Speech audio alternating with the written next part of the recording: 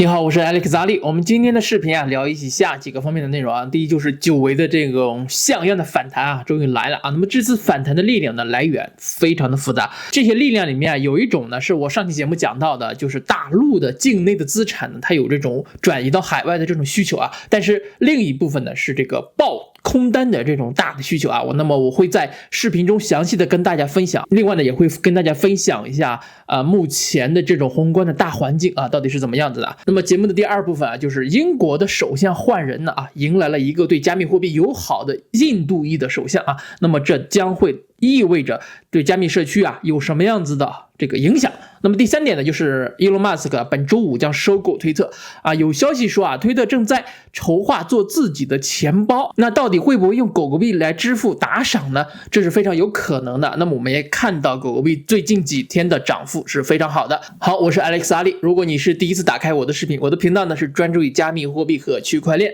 视频呢主要讲解币圈的基本面的分析和一些大事件对整个币圈点点滴滴的影响另外呢，我在电报呢有个会员群，我的目标呢是带领群内所有的朋友在下个牛市周期赚够这辈子足够的资金。感兴趣的朋友请通过视频下方的缓冲群的链接找到我，或者是群助手咨询进群的方式。好，那么我们进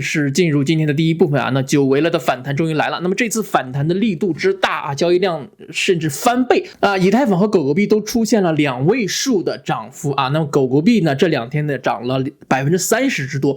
我们上期视频讲到这里面呢，有可能有这种外逃出中国大陆的资金，但是呢，当我看到了这2天爆仓数据之后才恍然大悟大家看一下这个图片最右侧的这种大长柱子那么其中红色的呢就是空单爆仓的数据其实呢这也很容易理解那么熊的久了，很多合约操作的人的这种思维惯性就形成了动不动呢就是空它压的。你可能会问，为什么选择这个时候爆空仓而不是之前的这2个月呢因为最近这2个月的行情呢实在是太烂了空单的这种合约的规模太小交易所的大数据呢都是跟主力资金通信的相互互通有无的，那就等着美联储加息预期变小了合约单的规模呢和杠杆越来越放肆的时候来一记重锤。而且非常奇怪的是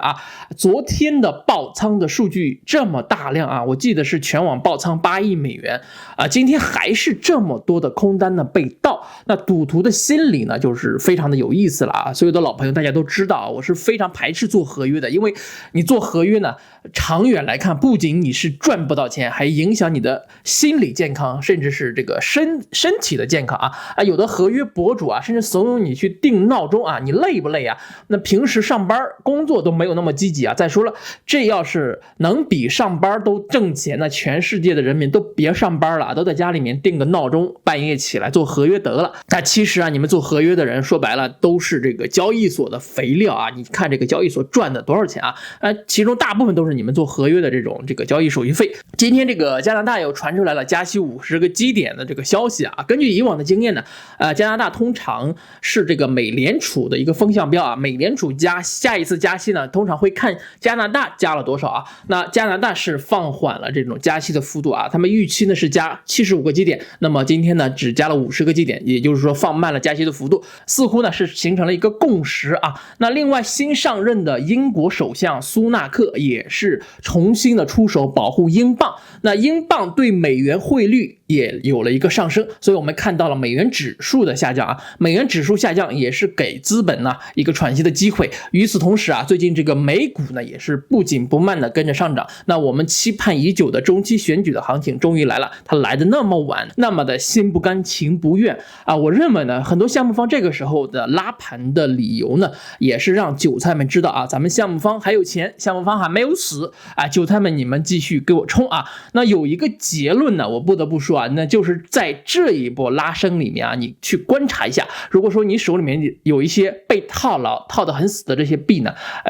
如果说一点反应都没有的话，那基本上就是死了，下一轮牛市呢可能也没有他什么事儿了。所以说啊，这个狗狗币领头冲说明了一个非常好的一个现象啊。那到底说明了什么问题呢？大家心里都应该有数啊。那兄弟们可以在评论区写出你的答案啊。接下来我们来聊今天的第2部分啊。10月24号，英国选出了一位新首相啊。这一位新首相的名字叫里希·苏纳克，这是一位印度裔的80后的首相，也是一个学霸啊。我看了一下他的简历，非常的厉害。那这也是英国历史上最年轻的首相最重要的是啊，这哥们儿呢是对加密社区友好的一个首相啊。那他曾于今年4月份提议呢，将英国打造成加密友好的技术中心啊。记住啊，他是说技术中心，那可谓是野心不小啊。可能意味着让英国对加密货币更加友好的计划呢，可能会重新出现。那根据苏纳克的简历呢，他还是一位这个高盛啊，大家都知道高盛啊，高盛的前这个分析师啊，甚至后来呢还成立了一家对冲基金啊，他是一个合伙人。那这简直呢就是给加密金融做准备的人才啊。那苏纳克呢，2020年的2月份到2022年的7月期间，他担任英国财政大臣期间，多次表明对加密资产持开放性的态度啊。今年4月呢，他提议的将英国打造成加密友好的技术中心，并制定了一个计划。那这个计划呢是一个官方的 NFT 的集合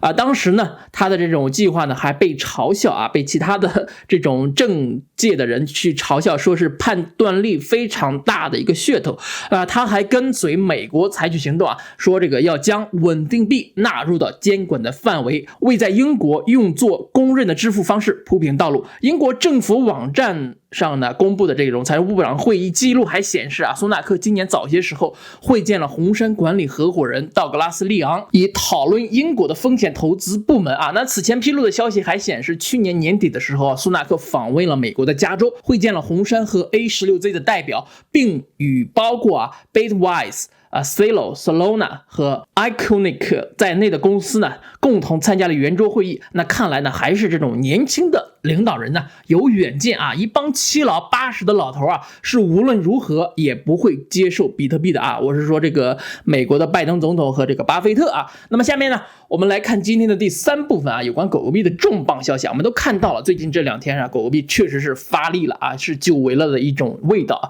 那这是跟马斯克马上收购推特有很大的关联。网上呢还有人分析说，马斯克可能会在最后的关头呢继续放鸽子，说放弃收购推特啊。我觉得呢应该不会了啊。那么因为今天的这个马斯克推特显示，他抱着一个厕所的洗手盆走进了推特的总部啊，大家可以看这个图片啊。那么这个洗手盆的英文的单词呢是 sink， 同时呢 sink 呢也有这种陷入渗入的意思啊。马斯克的推文写到啊 ，Enter Twitter HQ, let's that sink in 啊，一语双关，非常的明显呢，就是说这个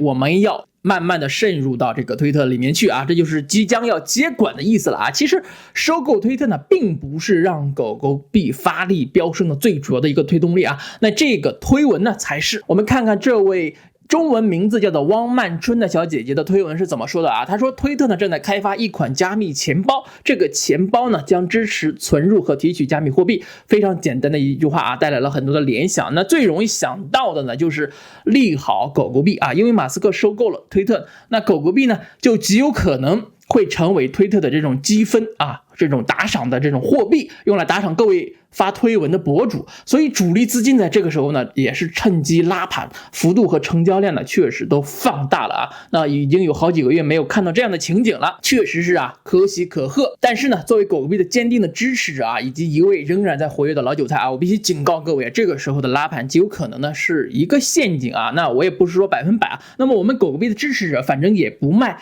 该抄底的呢前面也都抄底了，那么没抄底的呢